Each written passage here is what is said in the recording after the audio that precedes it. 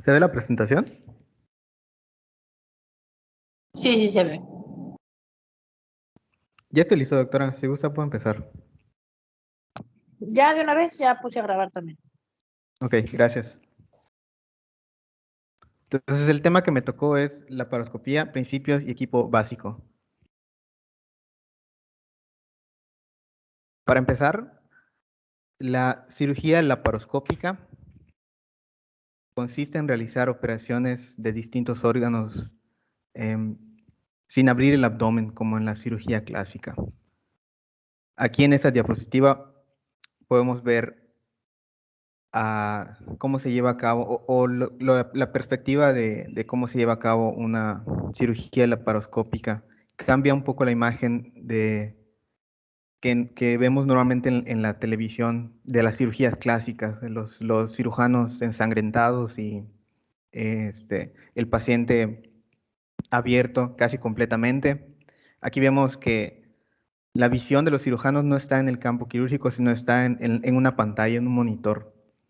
Y mediante sus manos, sin tocar directamente al paciente, están manipulando y realizando la cirugía. Entonces, esto es de las ventajas de la cirugía laparoscópica, que no hay demasiado trauma como lo habría en una cirugía clásica para el paciente, en tanto que una de sus desventajas es que es mayor el costo. Un zoom al campo quirúrgico sería este. Aquí observamos básicamente dos partes. Podemos mostrarlo con el puntero.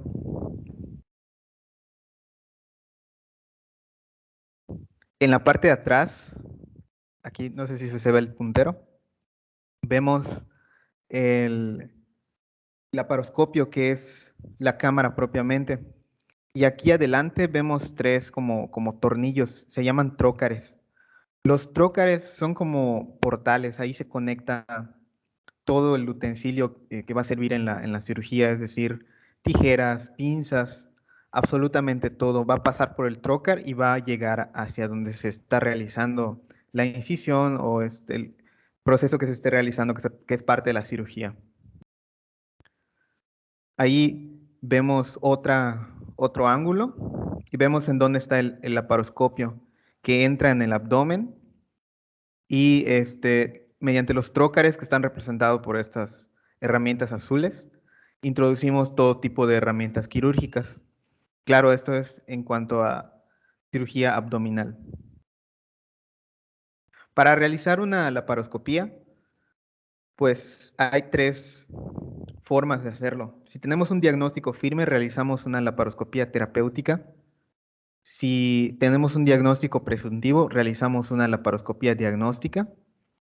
Que suple justamente a la laparotomía, que es su contraparte, ¿no? Que es abrir al paciente en términos generales, abrir al paciente por completo, ir checando órgano por órgano, buscando diagnosticar el padecimiento del paciente. Y si tenemos diagnóstico incierto, realizamos la laparoscopía exploratoria. Estas son las aplicaciones en las que se utiliza la cirugía laparoscópica. Justamente no va a suplir absolutamente todas las cirugías, porque una de sus desventajas es justamente que la manipulación pues está limitada a las herramientas. Si las herramientas lo permiten, pues se realizan cirugías más complicadas. Por ejemplo, los laparoscopios pues se clasifican por grados dependiendo del grado, si es de 90 grados, da una mayor visibilidad a uno de 45 grados. Entonces tenemos, por ejemplo, en aparato digestivo, toma de biopsias, drenaje de abscesos, colecistectomía, apendicectomías, herniorrafias, que es la reparación de alguna hernia, por ejemplo, de tipo inguinal, acalacias, resección de intestino, cirugía bariátrica, úlcera gástrica perforada, vagotomías, esplenectomías.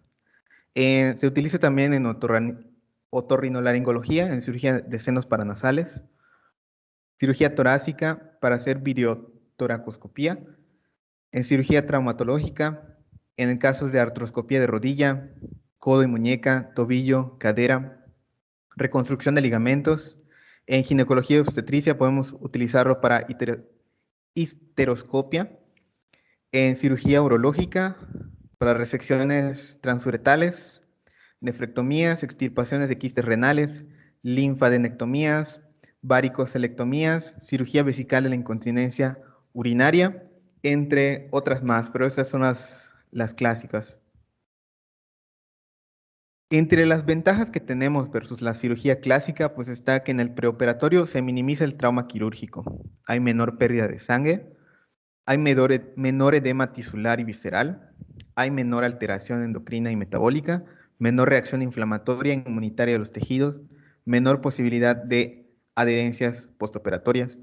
Y en el postoperatorio tenemos preservación del peristaltismo por menor manipulación intestinal, disminución del riesgo de infección, postoperatorio menos doloroso, menos tiempo de hospitalización, menos tiempo de convalecencia y recuperación y menor impacto estético.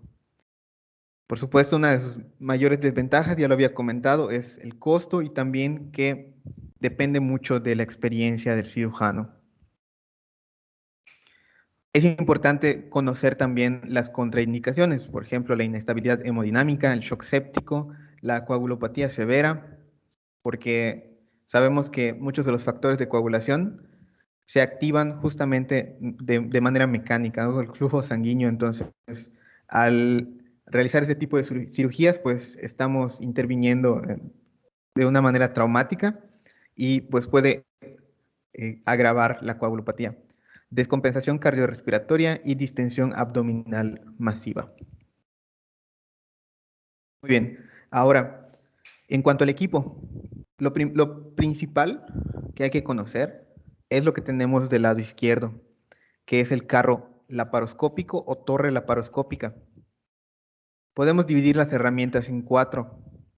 El sistema visual, que comprende la cámara, el endoscopio propiamente, la fuente de luz y los monitores, es decir, las pantallas. Tenemos, por otro lado, el insuflador, que esta herramienta es muy importante. Se conecta una cámara de gas, que sería esta que está aquí. Aquí vemos los tanques de gas. Se conectan directamente al insuflador y el insuflador tiene una manguera que va a ir directamente al campo quirúrgico.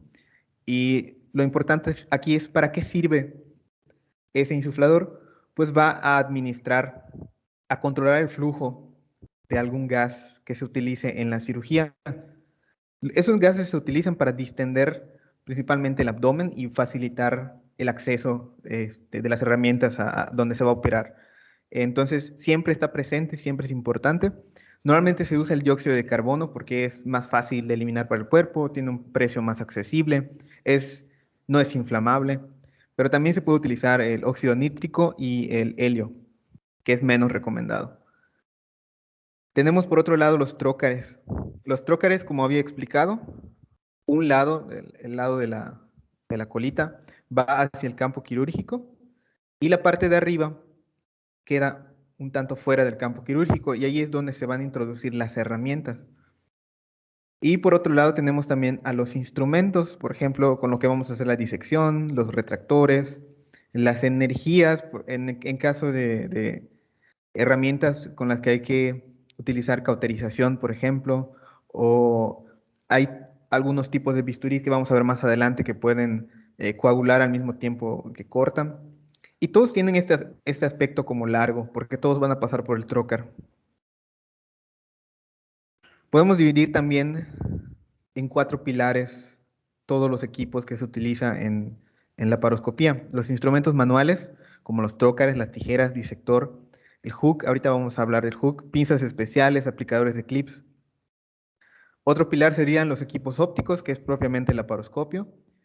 Otro sería los equipos de montaje, monitor, fuente de luz, cámara de video, insuflador, el equipo de electrocirugía y por último equipos especiales, que ya esto es reservado según el tipo de cirugía que se vaya a realizar. Entonces, una cosa que sí quiero aclarar es que los instrumentos, pues la literatura de la que saqué esta información, pues decía que los instrumentos van en el carro laparoscópico, pero estuve viendo unos videos en YouTube que fue como un taller que les dieron a unos cirujanos, en donde pues esos instrumentos estaban en una charola aparte, lo cual hace más sentido porque si lo ponemos en la torre laparoscópica, pues se puede contaminar, ¿no? Muy bien, ahora hablando algunos tipos de herramientas que se usan exclusivamente en la cirugía laparoscópica. Tenemos la aguja de Veres. Esta aguja se va a utilizar para hacer la incisión en el abdomen, en donde se va a colocar la cámara. Para eso sirve la aguja de Veres. Entre los instrumentos de corte tenemos las tijeras, las clásicas, nada más que el aspecto cambia. Vemos que tenemos si por ejemplo la Metzenbaum, tenemos en nuestra mente cómo es la Metzenbaum, pero aquí tienen como una parte más larga, precisamente porque van a pasar por los trócares. Ahora el hook. El hook es un tipo de disector, es decir, sirve para hacer disección, pero de tejidos gruesos. Y al mismo tiempo que corta, tiene la capacidad de coagular al mismo tiempo. Esto mediante una inyección de tipo de energía que se llama energía monopolar. El electrobisturí, pues también el electrobisturí tiene la capacidad de cortar y coagular al mismo tiempo mediante energía, pero para órganos más finos. Por supuesto que tenemos retractores y lo mismo, van a tener este tipo de aspecto porque van a pasar por el trocar. Tenemos equipos de succión, equipos de irrigación, también los aplicadores de clips. Y en cuanto al instrumental de sutura, porque también se van a realizar sutura tanto dentro de donde se está realizando la cirugía como nudos ya para cerrar el orificio que se hizo en donde se introdujeron los trócares y las cámaras. Tenemos nudos, tenemos ligaduras. Y bueno, ahora, ¿cuáles serían los pasos de una cirugía laparoscópica? Sí van a ser diferentes en cuanto a la cirugía clásica. Primero tenemos la preparación del paciente, todo lo que involucra anestesia y las sondas que se vayan a utilizar, nasogástrica, sonda vesical. Segundo sería la distensión del abdomen, lo conocido como neumoperitoneo. Esto significa utilizar el insuflador para inyectar aire a la cavidad abdominal. ¿Para qué? Pues para, aquí como vemos en la imagen de la derecha, un abdomen distendido facilita la manipulación de los órganos. En este caso vemos que se está realizando una cirugía de tipo ginecobstétrica. Tercero, el acceso a la cavidad abdominal. Cuarto, visualización de la cavidad abdominal. Y quinto, ya propiamente la cirugía que se vaya a realizar. Y por último, mencionarles los puntos de inserción clásicos de la laparoscopía. Tenemos el umbilical, en donde vimos que se introduce principalmente el laparoscopio. El punto de Palmer se ubica en el hipocondrio izquierdo. Y ahí esto asegura que si introducimos ahí nuestros trócares, por ejemplo, no vamos a perforar un órgano hueco. También hay un punto subcostal, fosa ilíaca izquierda y vaginal, estos dos, siempre para cirugías de ginecobstétricas. Y esto sería todo de mi parte.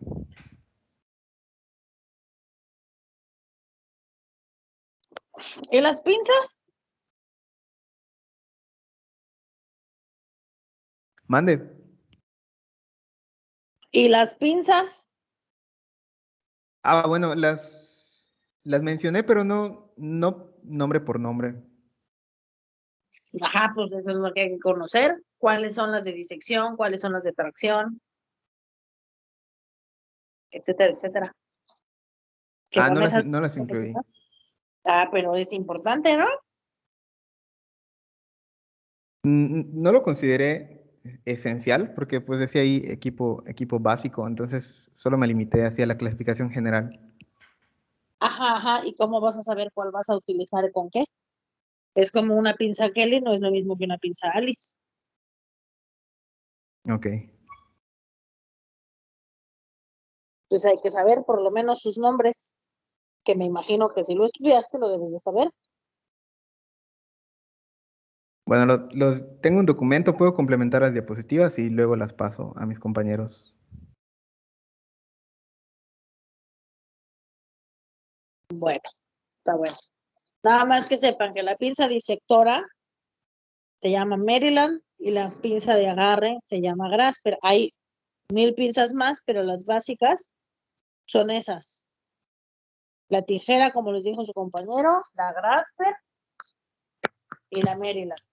Eso es lo mínimo que debe de tener un equipo de laparoscopía o un instrumental de laparoscopía. Más, obviamente, la lente de visión, más una pinza extractora que hay de diferentes tamaños también. Pero básicamente la Grasper y la Maryland son la de agarre es la Grasper y la Maryland es la disectora. Si vas a manejar algún tipo de tejido diferente como el intestino, entonces hay unas similares a las Grasper que son de agarre, pero son más finas en sentido a la manera en la que agarran, ¿no? No tienen dientes, entonces se llaman intestinales. Muy fácil, ¿verdad? Y hay casi, o ya ahora hay muchas similares a las normales, ¿no? Hay Babcock, hay ángulo, pero en chiquito, que es la cirugía laparoscópica. ¿Alguna duda? Sí, bueno, en lo que ponen las otras diapositivas, solo tengo dos. Una duda es si dentro de la misma especialidad de cirugía general ven técnicas laparoscópicas o o un curso aparte de la especialidad. Y mi otra pregunta es, aquí en Mérida, de los hospitales del IMSS, ¿en cuáles hacen cirugías por laparoscopia? Bueno, para tu primera pregunta, la cirugía laparoscópica básica, que incluye colecistectomías y apéndices, por ejemplo, sí se ve en casi durante la especialidad, ¿no? Durante los 4 años de la especialidad quirúrgica, se ve la cirugía laparoscópica básica. No es una obligación, o sea, sí conocerlo, pero no enseñarlo porque depende mucho en qué hospital vayas a hacer cirugía. Porque no todos los hospitales cuentan con el equipamiento. Y existen, además de eso, existen cursos de cirugía laparoscópica avanzada o puedes hacer una subespecialidad de cirugía laparoscópica avanzada donde haces muchos otros procedimientos. Y en la segunda pregunta, en esta ciudad hay 3 hospitales del IMSS. Sí, 3. El Juárez, la T1 y la UMAE, que está casi juntito a la T1. En los 3 hay procedimientos, o sea, hay cirujanos que operan cirugía laparoscópica y en los 3 hay en la especialidad de cirugía general, o sea, se entrenan cirujanos generales y se les da cirugía laparoscópica básica. Ah, bueno, muchas gracias, doctora. De hecho, se lo pregunté porque, ajá, como usted ya tiene experiencia en el área y todo. Gracias. En el IMSS no tengo mucha experiencia porque no trabajo en el IMSS, pero sí lo conozco. En la cirugía laparoscópica sí tengo experiencia.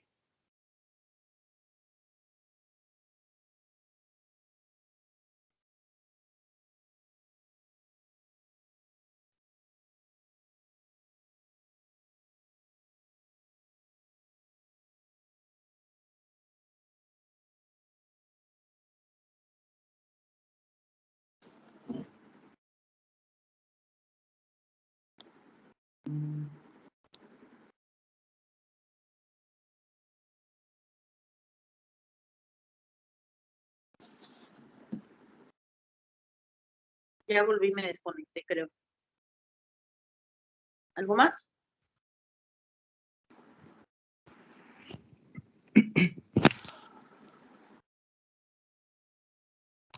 No, doctora, todo claro.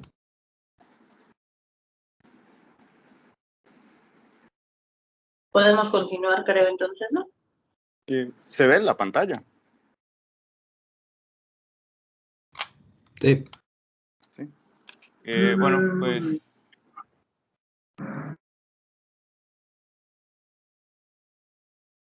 Doctora. Creo que se atoró tu pantalla, Mauro. Sí, porque yo no la veo.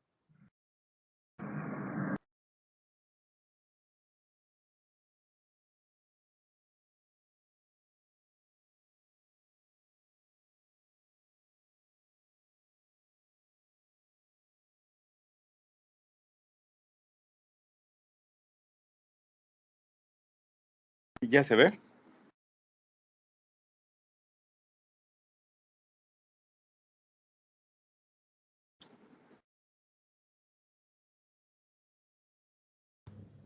Ya, ahora Ajá. sí ya se ve.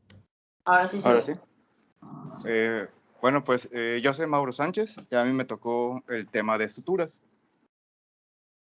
¿Qué es una sutura?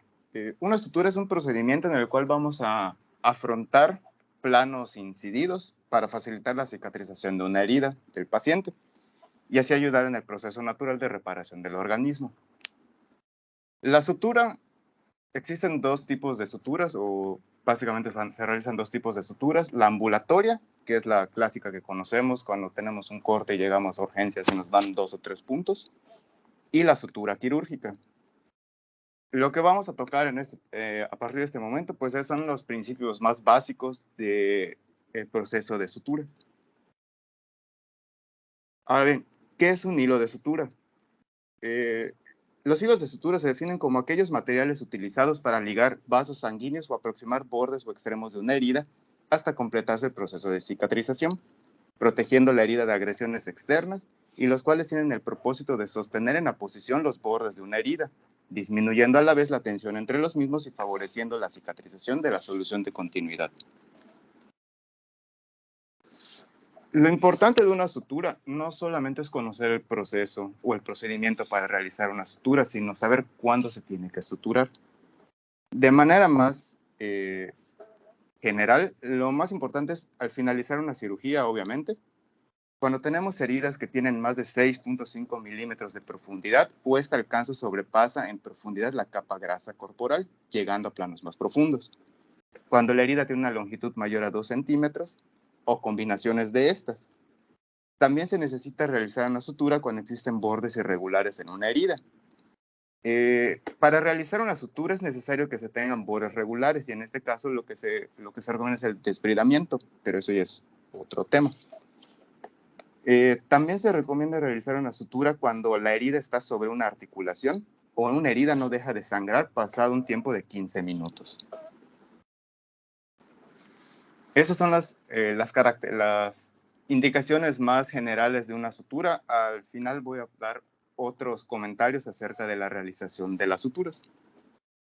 Las características principales que debe tener un material de sutura, en este caso un material ideal, es no tener una respuesta tisular, ya que es un cuerpo extraño que, aunado a la patología de base o al proceso quirúrgico al cual se le está sometiendo, se va a incrementar el proceso inflamatorio e ístico.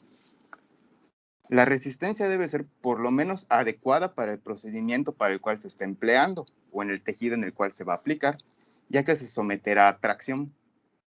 La esterilidad, que es necesaria para garantizar las condiciones de bioseguridad requeridas por un tiempo suficiente. Y eso es en cuanto a la sutura y al empaque de la misma. La accesibilidad, esto es importante porque de nada nos sirve tener un material ideal que cumpla con todas las características si no tenemos este material a la mano. Y la manejabilidad, ya que existen materiales como hilos de acero y grapas de acero inoxidable que requieren un entrenamiento y experiencia para su manejo. Y más allá de eso, los materiales tradicionales tienen una característica que se le llama memoria. La memoria es la flexibilidad o la posibilidad que tenga el material de mantenerse recto, adaptándose a diferentes formas. Existen otras 3 características, no se mencionan en todos los documentos que están, pero la uniformidad es uno que se ha mencionado también. Simplemente se refiere a que el grosor del hilo, el diámetro de este sea constante.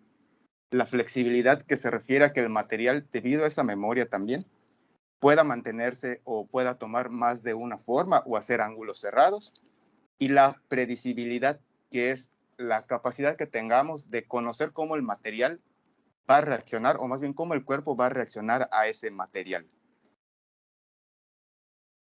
Básicamente lo que nos están diciendo es que no usemos materiales baratos o que no conocemos cuando se vaya a realizar un proceso de sutura. La clasificación de los hilos de sutura son dos, los naturales y los sintéticos, y la otra clasificación son absorbibles y no absorbibles. Dentro de los materiales naturales están las suturas de origen animal, como catgut y seda, pero estos pueden producir una respuesta ística exagerada.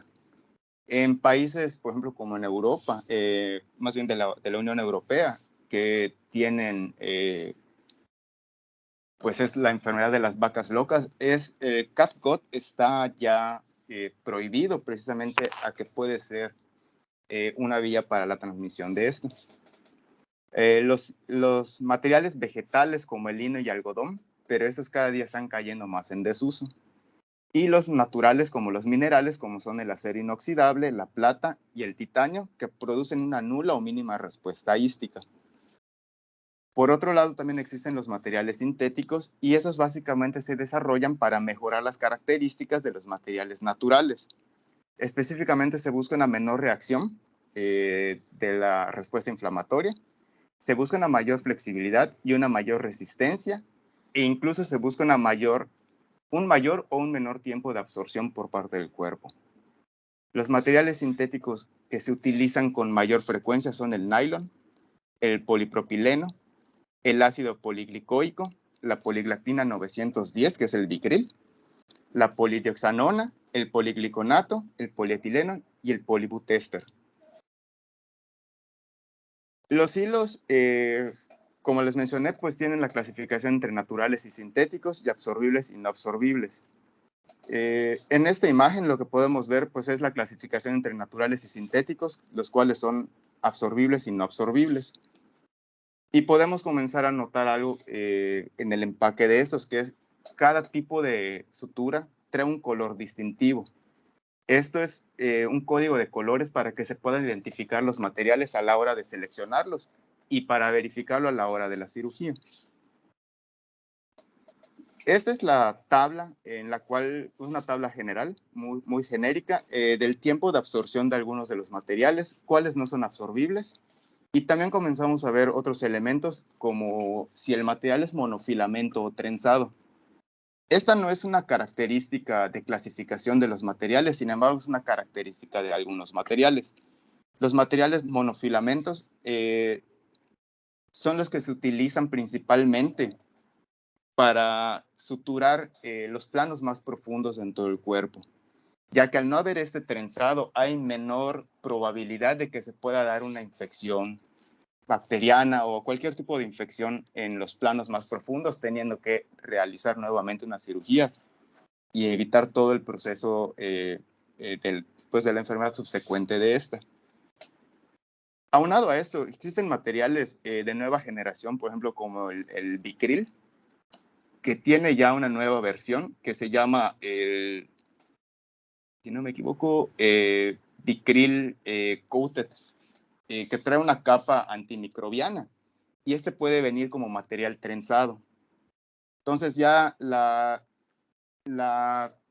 distinción entre utilizar o la decisión de utilizar un material monofilamento o trenzado va perdiendo ya peso en la decisión de la cirugía.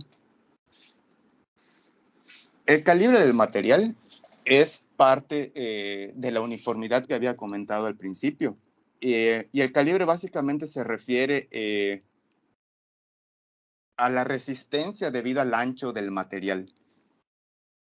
Junto con el tipo de material y el perfil, básicamente de monofilamento trenzado, es el principal indicador de la resistencia que este va a tener, y por lo tanto podemos saber si este material es adecuado o no para el procedimiento que se realizará.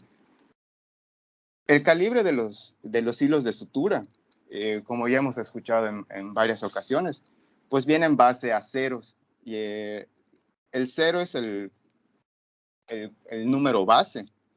que básicamente nos dice que es de 0.35 milímetros de diámetro.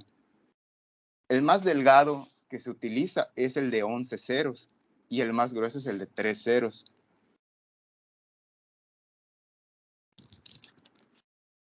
Te equivocas, el más grueso es hasta el número 5. Pues lo que encontré hasta ahorita, por ejemplo, en los catálogos de los proveedores, por ejemplo, de Johnson & Johnson, ellos manejan hasta 3, es lo más que he encontrado. Y en los libros, algunos mencionan 5, por ejemplo, aquí se puede ver.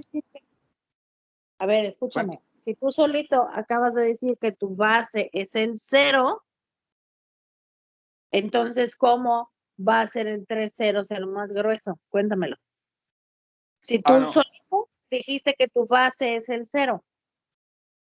Sí, no, aquí fue una equivocación. La mayor cantidad de ceros, el calibre es más pequeño. Pero lo que mencionan, por ejemplo, en los libros, es hasta el 3, por ejemplo, como en la imagen anterior, en el calibre convencional. O sea, no tiene ceros. Es del 0 al 3. Hasta el número 3. Exacto, existe es el más grueso. El número 5. No en todas las suturas, evidentemente, no en todos los tipos de suturas hay hasta el número 5, pero por ejemplo, tú hace ratito mencionaste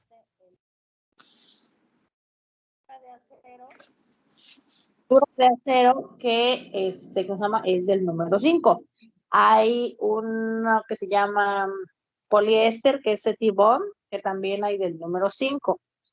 Se utiliza muy poco y se utiliza,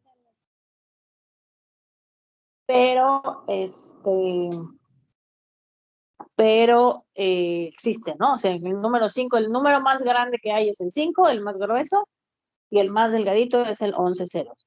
No es para todas las suturas y es para situaciones especiales. Nada más es que lo sepan.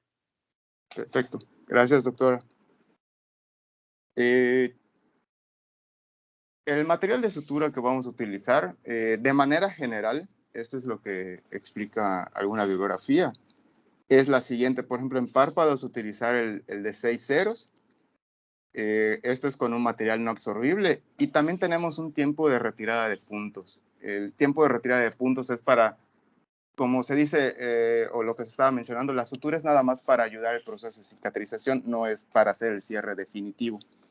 Entonces, los puntos tienen que retirarse en algún punto. Como hemos visto también en la clase de oftalmología, pues por ejemplo el 11-0 es oftálmico, es completamente para, bueno, ahí lo mostraban para la conjuntiva del ojo. Dependiendo de la zona del cuerpo, pues podemos utilizar diferentes grosores, pero los más comunes o el que más se utiliza, según lo que encontré para esta presentación, es el de 3-0 y 5-0, son los que más se utilizan o los más usados comúnmente. Pero esto depende también del cirujano, depende de la experiencia, ¿no? Parte de la sutura, o uno de los elementos principales de la sutura, pues es la aguja con la cual se va a realizar. Ya se había mencionado en la clase anterior que existen dos tipos principales de agujas, que son la traumática y la traumática. La aguja traumática es la aguja clásica que conocemos, pero de grado médico, que trae un ojal y al cual se le coloca el hilo para realizar la sutura. Y el atraumático es el que ya trae, el hilo ya trae integrada una aguja para realizar todo el procedimiento. Los tipos de agujas principales. No, ¿de dónde sacaste eso? Pues es lo que dice la bibliografía, lo llaman atraumático y la aguja. Exactamente cuál, no me digas eso es lo que dice la bibliografía. ¿En qué bibliografía sacaste eso? Si no me equivoco, este es de Johnson & Johnson, es el Ethicon, todos los materiales, la línea de Ethicon. Pero eso no dice ahí. Eso que me acabas de decir de las agujas traumáticas y atraumáticas no es lo que dice ahí. Entonces ahí se refería al perfil de la aguja. Al perfil de la aguja. De hecho, te hace falta un dibujito que no sé si es su siguiente diapositiva o dónde está, donde es un circulito y un puntito, o es un triangulito, o es un triangulito cortado. Eso viene en el de Johnson y Johnson. Es una similar a la que tengo ahorita.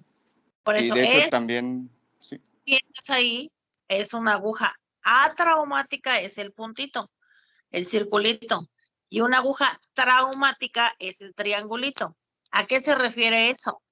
La aguja atraumática solamente tiene filo en la puntita. Y todo lo demás se va haciendo de la punta hacia el cuerpo de la aguja, se va haciendo ancho, pero en forma circular, no corta. El resto de la aguja no corta. Y en una aguja traumática, además de tener la punta, que es la que pica, digámoslo así, tiene el cuerpo de la aguja es un triangulito y entonces tiene más filos en el cuerpo de la aguja. Entonces esos 3 filos hacen que mientras pases tu aguja en el tejido, también esos 3 filos corten el tejido. Entonces por eso se llama traumática, porque es más traumática que la otra. La otra nada más como que lo separa porque se va haciendo ancha la aguja. Pero en la aguja traumática va cortando además. No se puede utilizar la aguja traumática en tejidos muy sensibles, como por ejemplo el intestino, que si tú haces más, o sea, si tú pasas la aguja y cortas más, entonces haces más grande el agujero y tú no quieres eso. En tejidos muy fuertes, como por ejemplo la piel, entonces necesitas una aguja traumática para que te ayude a pasar la aguja y entonces puedas pasar tu sutura. No sé si me explico o si lo entendieron. Sí, doctora. De mi parte, sí. Y de hecho, algo que mencionaban también es que existe, creo que el perfil espatulado, que trae muchos más bordes cortantes y esos ya se utilizan para procesos ortopédicos. Digo, por ejemplo, los tendones, que se necesita una aguja muchísimo más fuerte. Para situaciones especiales, exactamente. Es lo mismo que las suturas muy delgaditas se ocupan para situaciones especiales, o las muy gruesas, igual las agujas con más, ¿cómo se llama? Cortes, es igual para situaciones especiales. Continúa. Perfecto. Gracias, doctora. Continuando un poco más con lo de las agujas, la forma de la aguja es también importante dependiendo del procedimiento que se vaya a realizar, como ya se mencionó también anteriormente, pues los típicos son la aguja de recta, cuarto de círculo, 3/8, medio círculo y 5/8 de círculo. Algo que es importante en la sutura, también se mencionó anteriormente, pero solo se mostró rápidamente, es, por ejemplo, la información que nos debe de brindar el empaquetado de dicha sutura. Empezando de la derecha, en sentido horario, comenzamos, por ejemplo, con el material, en este caso se llama glicosorb, y aquí lo dice ácido poliglicoico, que es el material de sutura. Nos trae también una referencia para la especialidad, que en este caso dice cirugía general, el largo del hilo de 70 centímetros, el método de esterilización, que en este caso es con etileno oxidado, me parece, la fecha de expiración o vencimiento, el lote del mismo para que podamos hacerle un seguimiento en caso de que este material resulte con algún defecto, el registro sanitario, la descripción genérica de la aguja, en este caso es medio círculo redonda de 30 milímetros, que es el diámetro aproximado de toda la aguja.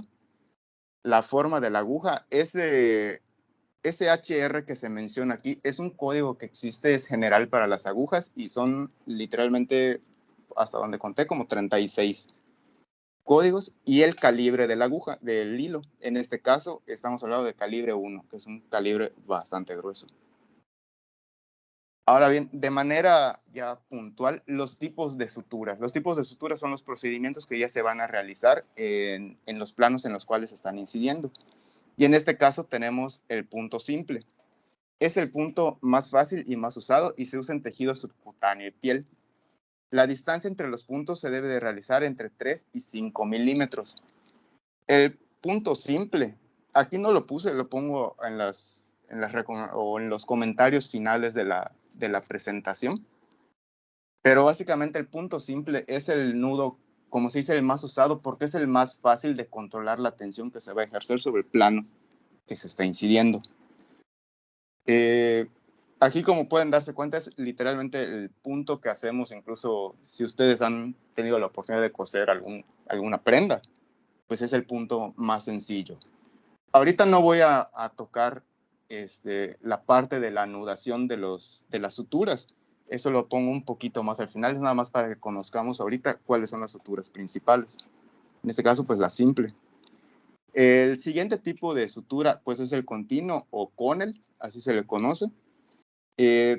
Todas las suturas que son continuas, porque esta no es la única continua, presentan una dificultad para el ajuste de la tensión. Y lo que se considera, o muchos comentan también, es que no hay una correcta inversión de los bordes. Algo que también se va a comentar en cuanto a las características que debe presentar la sutura al final de la realización de esta. Es pues la sutura continua que también creo que todos hemos tenido alguna vez la oportunidad de realizar. El sarnofo colchonero es un punto que se utiliza con mucha frecuencia. Una de las ventajas de este tipo de sutura es que puede suturar varios planos. Por ejemplo, el epidérmico, dérmico y subcutáneo son 3 planos sobre los cuales se va a incidir con un solo punto. Las características de la realización de es que va a tener 2 vías de entrada. No sé si me explico. La imagen, como les muestro, se le llama también punto en U. Y como se dan cuenta, es una U invertida lo que se va a realizar para juntar 2 planos. Otra de las características por la cual muchos médicos la utilizan es que tiene una gran resistencia a la tensión y al final deja una cicatriz bastante estética. Entonces, como se pueden ver, este sarnofo colchonero literalmente es unir 2 puntos, pero estamos generando o repartiendo mejor la tensión a lo largo del plano que se está suturando. La subdérmica es una sutura que se realiza, pero no vamos a tener en realidad a lo largo de la herida una entrada o salida de la aguja y por lo tanto del hilo. Esto lo que va a producir es que va a dejar una herida con mayor estética que no va a atravesar la piel. Entonces, para realizar este punto, se tiene que incidir desde uno de los vértices de la herida y luego desde la siguiente capa, para no atravesar la piel, se van a ir haciendo estas incisiones de una manera continua. Los nudos en este caso ya son muy importantes porque ya no utilizamos el nudo simple o, por ejemplo, el nudo de cirujano, que es el que se utiliza para afianzar estas suturas.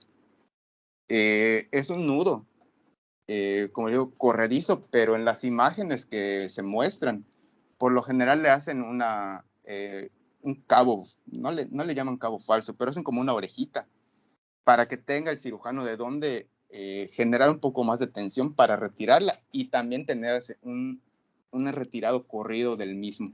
Para eso se utiliza. Ya que estamos hablando un poquito de los nudos, el nudo que se tenga que hacer o que se necesita para una sutura es muy importante. No se menciona mucho, pero es muy importante porque es el principal elemento que va a evitar una de las complicaciones más comunes, que es la dehiscencia de la sutura. La dehiscencia básicamente es que se nos libere o que la sutura no cumpla con su función, literalmente que se rompa, teniendo que realizar una siguiente cirugía para corregir este proceso. Entonces, el nudo de cirujano, que es el que podemos ver allá, se realiza, como se mencionó anteriormente también, comenzamos con el portaagujas y con una pinza, principalmente dentada, que es con los elementos con los cuales se va a realizar dicha sutura. Entonces, sobre el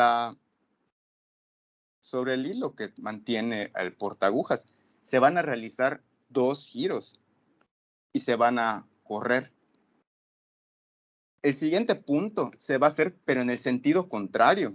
en el giro anterior para poder asegurar que no se va a estar soltando por la tensión que se realiza en ambos sentidos. Y muchos cirujanos comentan que se debe de realizar por lo menos un tercer nudo sobre esos otros dos nudos. Otros cirujanos, o en la información que pude checar, comentan que según sea el número de ceros del nudo, se deben de realizar el número de nudos para hacer el cierre. Pero eso, como se comenta mucho, tiene mucho ya que ver con la experiencia del cirujano, tanto con el material como con el procedimiento que se está realizando. Uno de los tipos de sutura que también existe, no hay muchas imágenes de esta sutura, pero es el Ashif, o se le conoce también como medio Sarnoff. Básicamente es realizar en uno de los costados, se va a formar esta media U. Básicamente, principalmente es donde se va a realizar el nudo, porque en algún punto se tiene que sujetar este. Pero en el plano donde ustedes ven el 2 y el 3, no se va a atravesar la piel, se va a quedar en la dermis. Entonces, cuando se salga, se va a volver a incidir en la dermis contralateral y ahora sí vamos a atravesar la piel para generar un nudo. La ventaja que muchos comentan o que más encontré de este nudo o de esta sutura es que es más estético que el colchonero, ya que pues, solo va a dejar 2 puntitos en lugar de 4. El colchonero en realidad pues es el Sarnoff. Cuando se le llama colchonero ya tiene dos versiones, que son el horizontal, que básicamente va a ser paralelo a la herida, y el vertical, que va a ser perpendicular a la herida.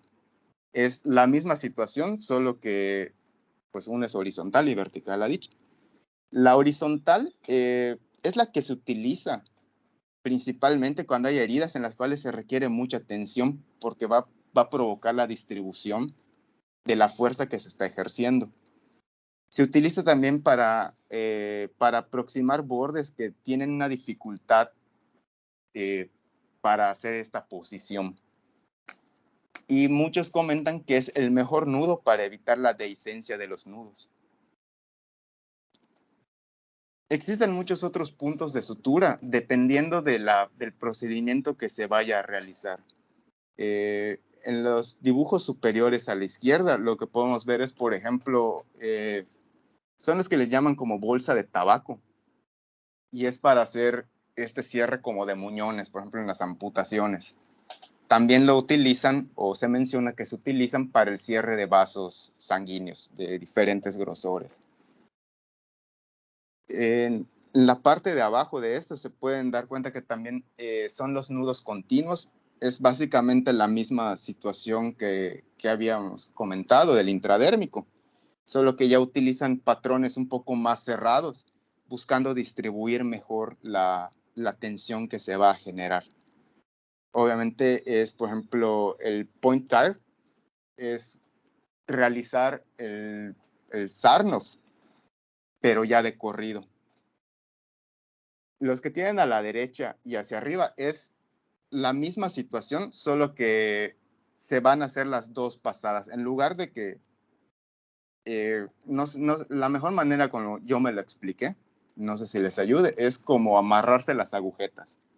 Vamos a terminar realizando la tensión, toda la tensión de un mismo lado. O sea, no se va a iniciar el punto en un lado en un vértice de la herida y se va a terminar en el otro. Al final vamos a terminar siempre del mismo lado. Y los otros pues ya son versiones diferentes. El que abajo dice point fermé, es es un punto que se utiliza mucho, que le llaman o lo mencionan como enclaustrado, que básicamente es hacer un nudo continuo, pero en lugar de hacer continuamente como si estuviéramos enrollando un hilo sobre una pluma, al dar la vuelta o cuando se va a incidir en el plano, pasamos por el hilo anterior o por el punto anterior, sujetamos y ahora se vuelve a hacer el mismo ingreso. Va a quedar como un proceso continuo, que lo que va a ayudar es a mantener mayor tensión y a distribuir igualmente esa tensión. Porque el nudo, al estar pasando por debajo, le va a generar un freno en caso de que exista algún pequeño movimiento, no tanto una dehiscencia en la cual pues se pierda el nudo o la sutura por completo. Como les comenté, no es solamente el hecho de suturar o saber suturar lo que es importante, sino también debemos de saber qué tipo de sutura usar y cuándo usarla. Los puntos simples, que son los puntos discontinuos, se utilizan principalmente para heridas limpias. También se utilizan en heridas limpias contaminadas. En este caso, limpio se refiere a que sea un corte, pues un corte recto. Y en heridas superficiales. También se utiliza donde no se requiera mucha tensión, por ejemplo, como en la cara, y abarca la piel y tejido celular subcutáneo. El punto Sarnoff, como les comenté, pues es un punto discontinuo. Se utiliza en heridas limpias, limpias contaminadas y superficiales que requieran mayor hemostasia, o sea, podemos ejercer mayor tensión. También se utiliza en regiones anatómicas donde se requiere mucha tensión, sobre todo, por ejemplo, en las articulaciones, tórax, abdomen, muñón, y abarca la piel y el tejido subcutáneo, que es una de las ventajas del Sarnoff, que puedes incidir más de un plano con un mismo punto. El punto intradérmico, pues igual se utiliza sobre heridas limpias, limpias contaminadas y superficiales, que requieran poca o mediana tensión. Y es una herida,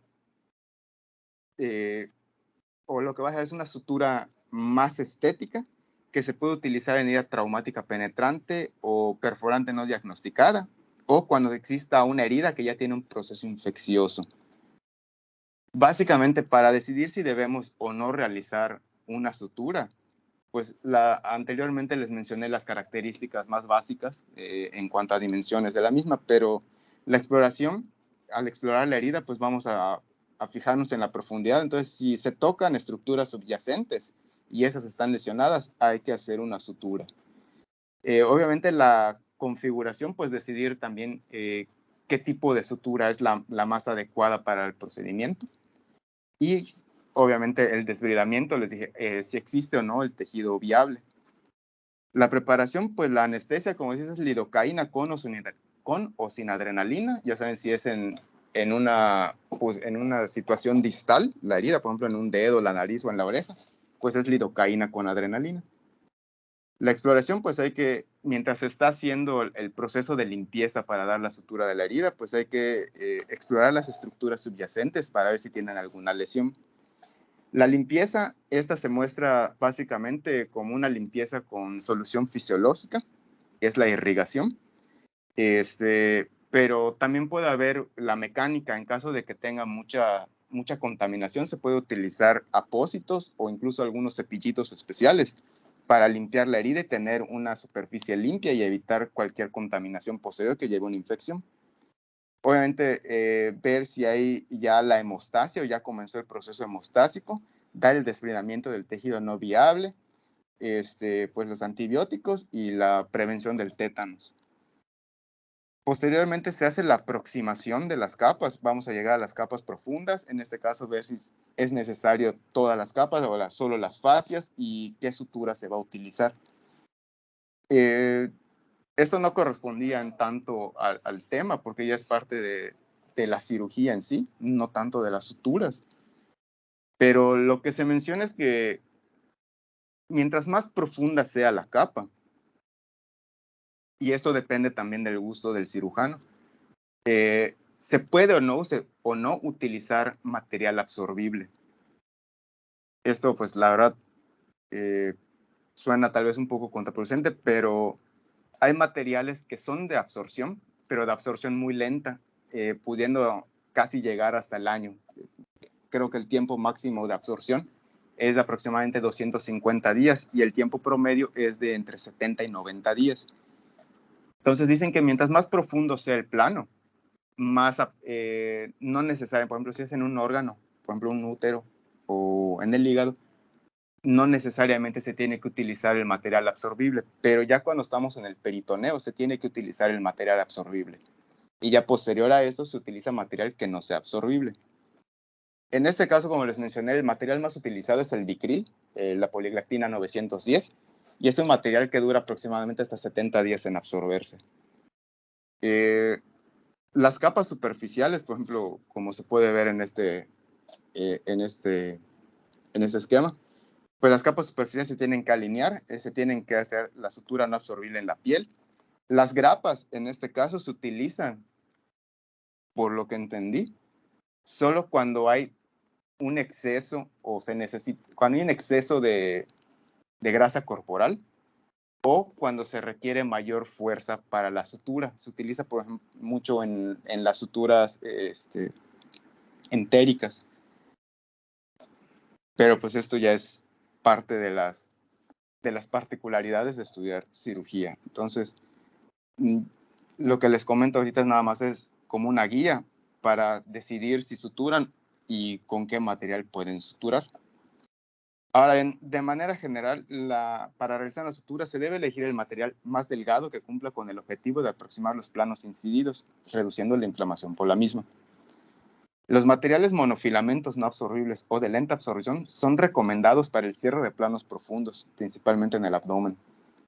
El uso adicional de capas de sutura presenta un riesgo aumentado de infección en las heridas. Entonces, se tiene que minimizar también al máximo la realización de suturas. No se deben de hacer suturas en tejido adiposo. Y esto pues, sí me gustaría preguntarle a la doctora, porque algo que leí también es que algunos comentaban cuando las personas tienen una capa grasa bastante gruesa, a veces realizan una pequeña sutura, solo para reducir la tensión que se va a realizar sobre la última sutura o la sutura más superficial.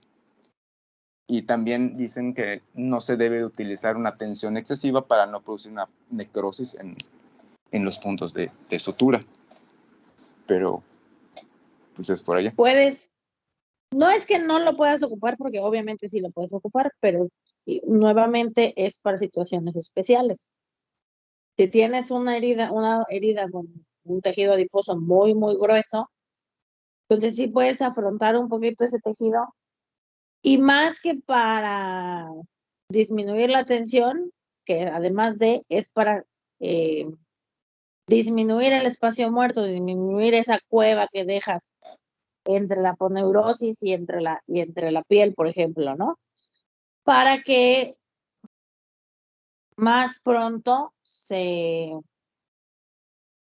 rellene, si lo quieres llamar así, o para que más pronto granules, como realmente se debe decir, granule y entonces se llene otra vez y se reacomode o se remodele todo ese tejido adiposo. Entonces, no es que no lo puedas ocupar, pero hay que recordar qué tipo de sutura vamos a ocupar. Nuevamente, si tenemos sutura absorbible y lo que queremos nada más es afrontar un poquito, bueno, podemos poner una sutura absorbible que sea de absorción rápida para que no nos cause ahí, ¿cómo se llama? Tampoco lo que decías al principio, en la sutura multifilamento, entre esos hilitos que hay, entonces pudieran implantarse bacterias y entonces hacer granulomas o abscesos o tener más facilidad de infección. Entonces, puedes utilizar una sutura que se absorba mucho más rápido, que nada más te sirva para afrontar el tejido un ratito y ya, sin que llegue al riesgo de hacerte granulomas o seromas o cosas parecidas. Entonces, no es que no se pueda, sí se puede. Ni está prohibido, ni a fuerza se tiene que hacer, ¿no? Depende mucho de tu paciente y de lo que quieras hacer, o de cuál sea tu objetivo de la sutura. Perfecto. Gracias, doctora. Pues continuando, como ya les había comentado igual, los puntos discontinuos proporcionan mayor fuerza de tensión, pero no necesariamente es la única opción. Esto es muy abierto. La sutura intradérmica puede soportar bastante tensión, pero nuevamente depende, como es el que da el resultado más estético, no necesariamente se puede o no se puede utilizar de manera excesiva la tensión. Entonces es también como se menciona, no es mucho en base a la experiencia que se vaya teniendo tanto con el procedimiento, con el material y como comentó ahorita la doctora, pues con el mismo paciente. Algo que es muy importante es que siempre que se afronten los planos y se realice el punto, se debe de procurar la eversión de los bordes de la herida. Entonces, estos deben de estar afrontados y saliendo hacia el exterior. Cuando se realiza el nudo se colocará lateral a la herida para reducir el riesgo de una infección. Y pues esos son los puntos más básicos. Esa es la bibliografía que utilicé. Espero que les sirva y puedan pues checarla por si tienen alguna duda. Y pues por mi parte es todo.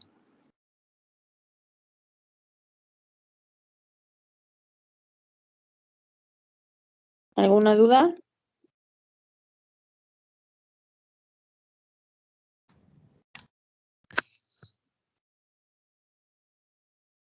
¿Cuáles son las indicaciones para realizar una sutura? O sea, una persona que recibe una herida y llega a urgencias.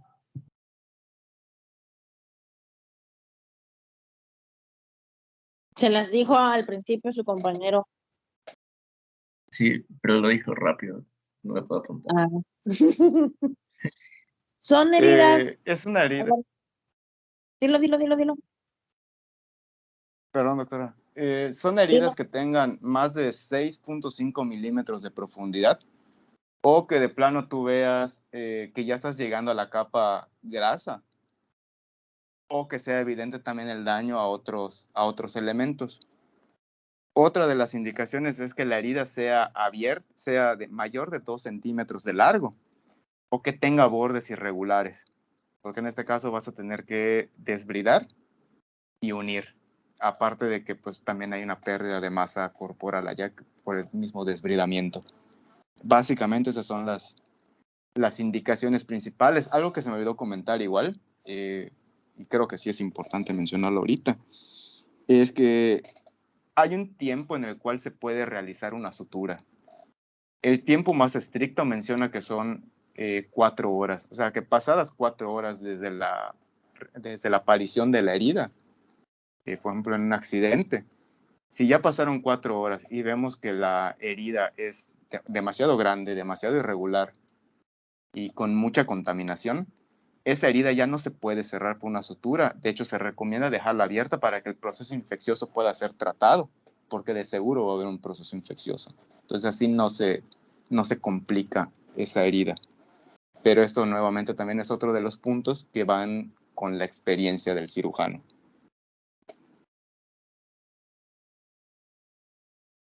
Yo profundizaría un poquito más en determinar primero de qué herida estamos hablando. Porque hay heridas que son heridas traumáticas o accidentales, ¿ok? Y hay heridas que son heridas hechas a propósito, como las heridas quirúrgicas. Entonces, hay que separarlas totalmente. Totalmente hay que separar una herida traumática de una herida quirúrgica. De las heridas traumáticas, tenemos que saber qué tipo de herida son, qué tipo de herida es, porque puede ser una herida contusa, puede ser una herida cortante, puede ser una herida corto contundente. Entonces, hay que tener todo eso en consideración. No es lo mismo que te hagas una herida con un cuchillo, que es una herida, ¿cómo se llama? Con un filo, pues, y va a tener Herida bordes. limpia. No se confundan. Todas las heridas traumáticas, todas son contaminadas, porque no fueron hechos en un ambiente estéril. Es diferente a las heridas quirúrgicas.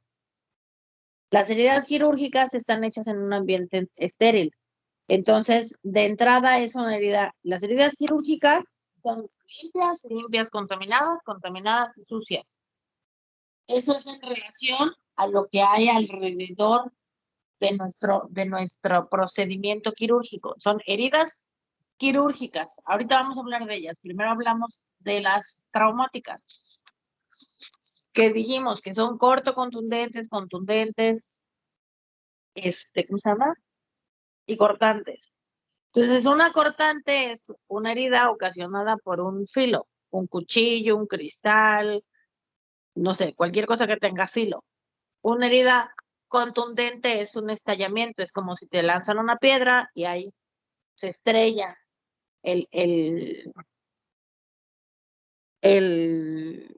la piel y entonces se rompe la piel, pero por el golpe acompañado de ¿cómo se llama? Bueno, de la fuerza, ¿no? Y la corto contundente, que puede ser, además de que va acompañada de un golpe, va acompañada de, como en un accidente automovilístico, va acompañada de un filo, ¿no?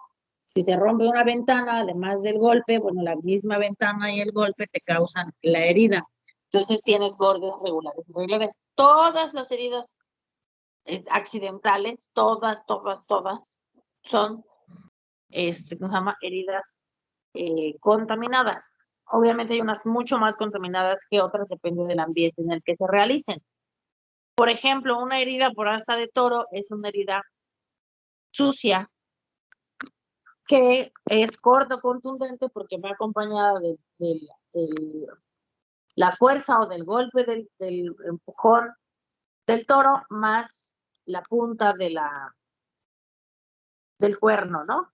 Entonces, esas heridas, ya sabemos, ¿no? El ambiente en el que viven los animales, etcétera, etcétera, bueno, pues trae demasiadas bacterias. Entonces, una herida realizada o una herida realizada por un asta de toro, nunca se cierra, porque ya sabemos que aunque tengan 5 minutos de haberse realizado, ya sabemos que viene acompañada el asta de toro de 1 millón de bacterias. Entonces no la podemos cerrar porque ya sabemos que se va a infectar, entonces no se cierra. A pesar de que la laves, lo más seguro es que termine con una infección. Y si la vas a cerrar, debes de dejar un drenaje, debes de vigilarla y etcétera, etcétera. Una mordedura de perro nunca se cierra, porque además de que está acompañada de bacterias, de muchas bacterias, tienes la rabia, y la rabia, la manera en la que se muere es con oxígeno. Si tú encierras el virus dentro de la herida, entonces le deja de llegar oxígeno y se reproduce, y lo que tú quieres es que se elimine, entonces por eso la dejas abierta, lo dejas la que se oxigene la herida literalmente. Entonces las mordeduras de perro tampoco se suturan. Entonces son detalles importantes que tenemos que cuidar. Si tienes una herida porque estabas cocinando y te cortaste con un cuchillo, bueno, la lavas y la cierras.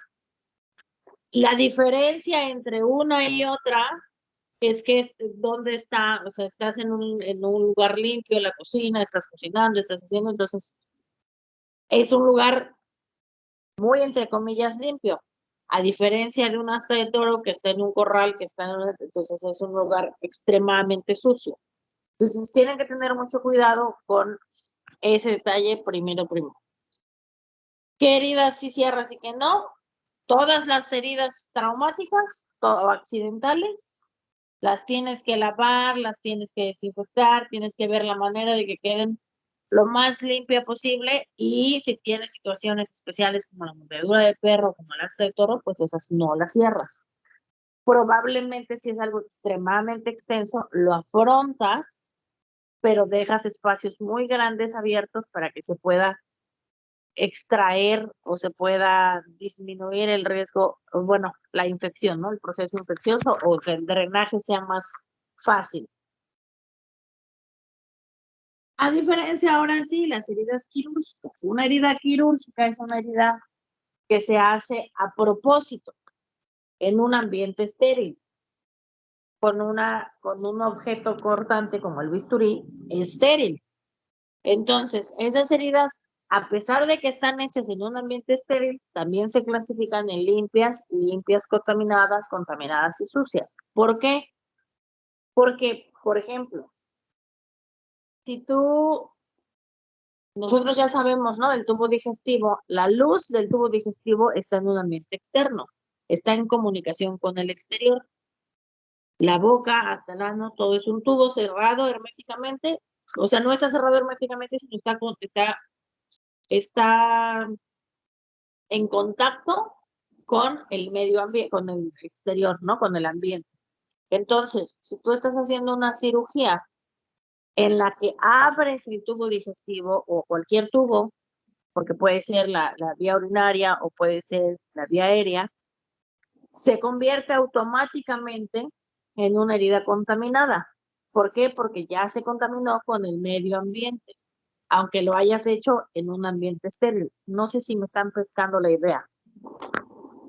Pero una herida, por ejemplo, de una plastía inguinal en la que no, o en una herida de una articulación en la que no vas a entrar a ningún sitio, entonces es una herida, a ningún otro plano más profundo, es una herida limpia. O un lipoma, por ejemplo, es una herida limpia. Y una herida limpia contaminada es cuando entras a una cavidad, por ejemplo, si entras al tórax, a la pleura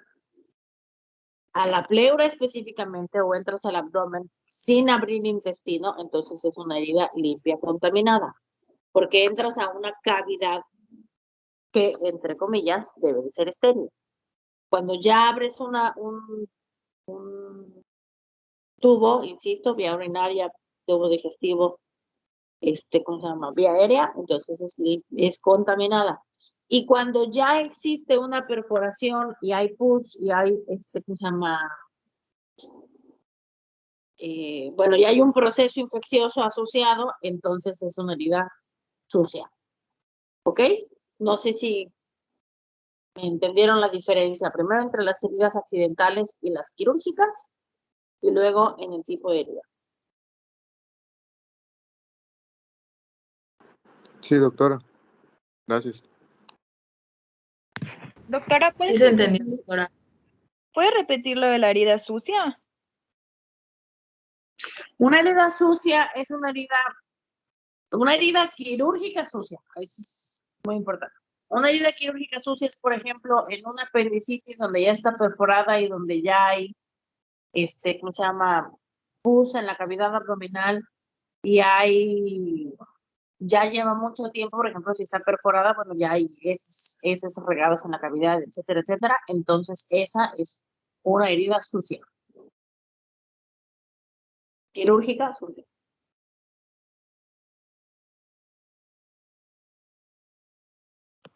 Gracias.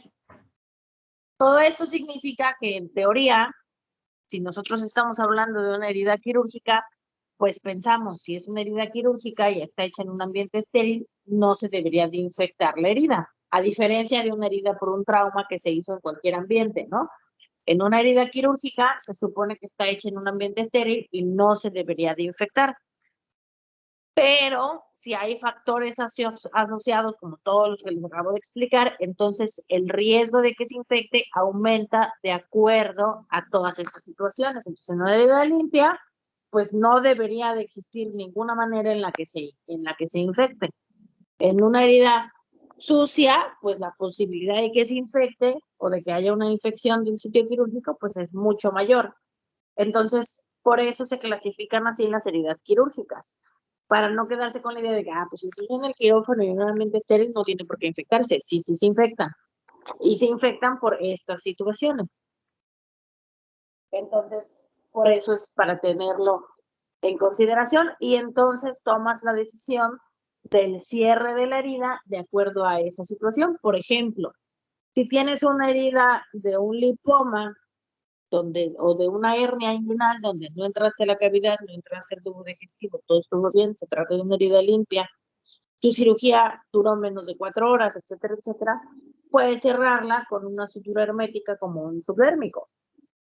Pero si tienes una cirugía y una apendicectomía complicada, que estuvo podrido, que estuvo todo feo, que hubo ya riego de materia fecal en la cavidad, que había pus, etcétera, etcétera, bueno, entonces tu herida quirúrgica, después de cerrar tu aponeurosis, la herida quirúrgica, la piel específicamente, entonces tú decides que le vas a poner puntos simples, separados, hasta de 2 o de 3 centímetros de separación, para que haya un cierre por segunda intención, o casi por segunda intención, que de eso tampoco hablamos, pero un cierre de primera intención es esa sutura que tú abres y tú cierras.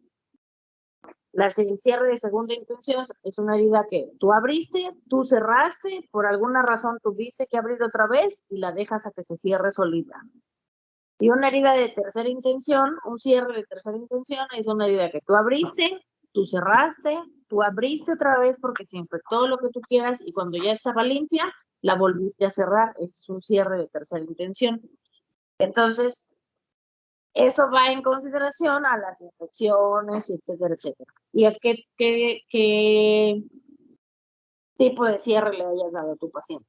Si tú a un apéndice lo cierras con subdérmico, estás destinado al fracaso y lo más seguro es que se infecte tu herida porque no se tiene el cuidado o la precaución de que si se hace un seroma o se hace una colección, que en todas las heridas se pueden hacer colecciones.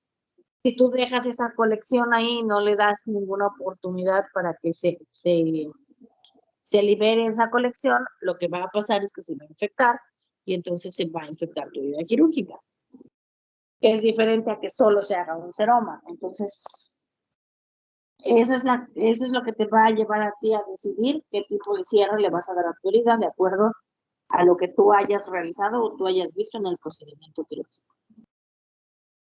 ¿Algo más?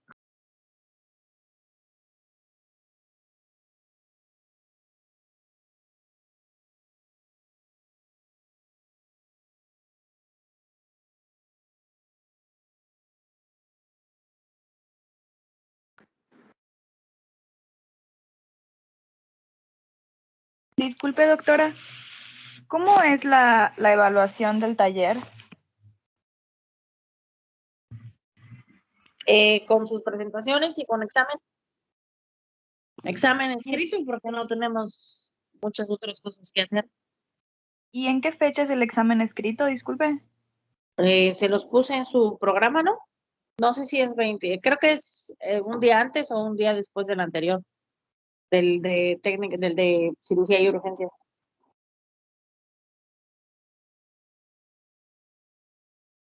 A no ser que empecemos a hacerlo presencial, que la realidad es que por el tiempo que nos queda creo que ya no va a pasar.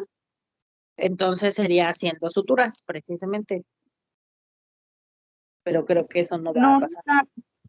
No está en el PDF que nos pasó la fecha. ¿No lo puse? Pues entonces, no sé qué día es nuestro examen, la realidad es que no lo sé. Es el viernes de la semana, ¿no? El examen de cirugía creo que quedó para el martes 18. ¿Así lo pusimos? El de la materia. Ajá, el de cirugía y urgencias. Entonces, podemos hacer el viernes el de técnicas quirúrgicas. Que es básicamente todo esto de lo que acabamos de platicar, es lo que les puedo preguntar. El viernes 21, ¿no? El viernes 21, así es. Ok, doctora. Gracias, doctora. ¿Algo más?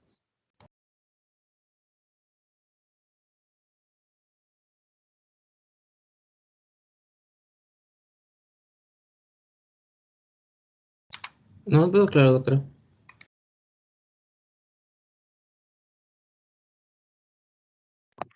Pues si no tenemos nada más, nos vemos mañana. Hasta mañana, gracias. Gracias, doctora. Buen día. Buena tarde, perdón. Buen día. Descanso. Hasta mañana.